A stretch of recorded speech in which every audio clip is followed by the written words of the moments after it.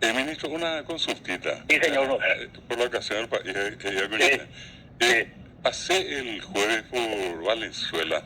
Allí por el caño de famosa fábrica sobre mi cuñado Yayucahue, el 9 de agosto de 1869, antes de la sí, batalla de Piribebuy. sí, En Guajeminio, bebé, la única cosa que yo hago allá. Ayujo, bebé, con el loteamiento, ajala supuestamente la monumento y déjame ver. Nandi era general.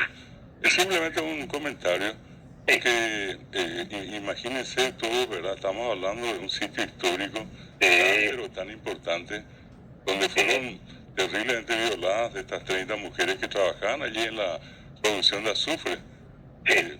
Yo llegué a ver el lugar, inclusive todavía allí, el del terreno, pero allí en un pequeño arroyo, allí se había puesto entiendo que una placa, y bueno, Sí. yo fui ahora y no, por ningún lado, ¿verdad? Vea, bueno, ahora tomo tu inquietud, tu sugerencia y voy a ponerme en campaña, por supuesto, con todo el respeto que se merecen ahí las autoridades locales. Voy a coordinar todo con ellos y por supuesto tenemos que honrar la memoria de esas mujeres. Por supuesto.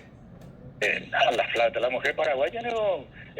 Con simple, don Carlos, dejar audiencias jóvenes, habiendo, como resultado de la guerra contra la Triple Alianza, habiendo desaparecido el 97% de la población masculina adulta, o naturalmente uno quita la conclusión de que fue la mujer la que rescató la identidad nacional y el nacionalismo paraguayo. Paraguay mo puajareño. Paraguay mo puajara o mo puajara oíste tú, era mo puajarente, van a este De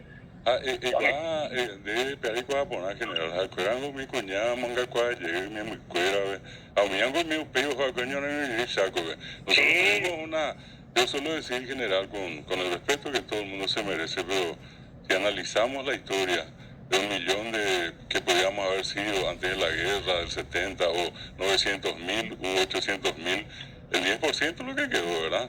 Sí. Entonces, yo suelo decir, desde en Bucota se recordar Paraguay es un cementerio, ¿verdad? Sí. No creo que haya habido una guerra tan, repito, salvando el tiempo. De hecho, nuestros hermanos hoy están acá al lado nuestro, me refiero al momento en sí de la guerra. Y allí tenemos otra experiencia que esas mujeres ayudaron a la reconstrucción del Paraguay y esos hijos de ellas volvieron a combatir en el Chaco, General 30 muertos otra vez allí. Otra vez, justamente iba a decirte esto, Mojara, también en el Chaco Perejo, Jape, le topaba vainilla cerdida, ella conectaba la pilecue, mortero, nido de ametralladora, increíble. La guerra del Chaco también fue sumamente sangrienta, ni comparar con la guerra en contra de la Triple Alianza, esa sí que fue una guerra, pero de exterminio, ¿verdad? Y una cosa a resaltar, don Carlos, audiencia, Mojara, jóvenes, el sistema paraguayo esta es una nación de gente mansa. Nosotros enseguida restañamos nuestras heridas y tenemos la mejor amistad con los países limítrofes. Con Bolivia, por ejemplo, yo estuve de agregado militar en Bolivia y en una oportunidad se selló un acuerdo dentro del acuerdo de paz, de límite, tratado de paz y límite con Bolivia, y en ese entonces el canciller boliviano Choquehuanca dijo algo que a mí me impactó. Bolivia, con el único país con el que tiene sus fronteras totalmente definidas, en paz y en tranquilidad, es con Paraguay. O sea que nosotros somos un país de gente mansa que no quiere la guerra, pero que justamente para no tener la guerra hay que prepararse para eso, ¿verdad?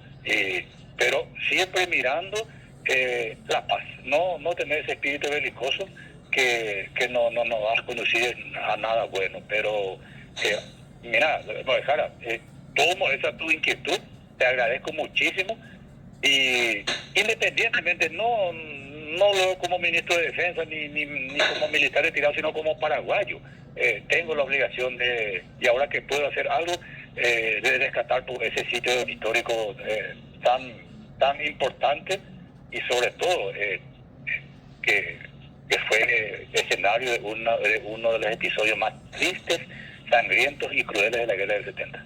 Paraguay, el país de hombres valientes, de heroicas mujeres y de niños mártires en general. Así mismo, niños mártires. Yo fui cadete del Liceo Militar a Costañú y ahí se nos enseñó siempre a valorar a los niños mártires de Costañú, cuyo nombre lleva el liceo, era en honor a estos niños que fueron exterminados en los campos de Costañú. Sí, señor. Y por ahí hay una de historia, pero tenemos una de las historias más brillantes y del mundo, yo digo.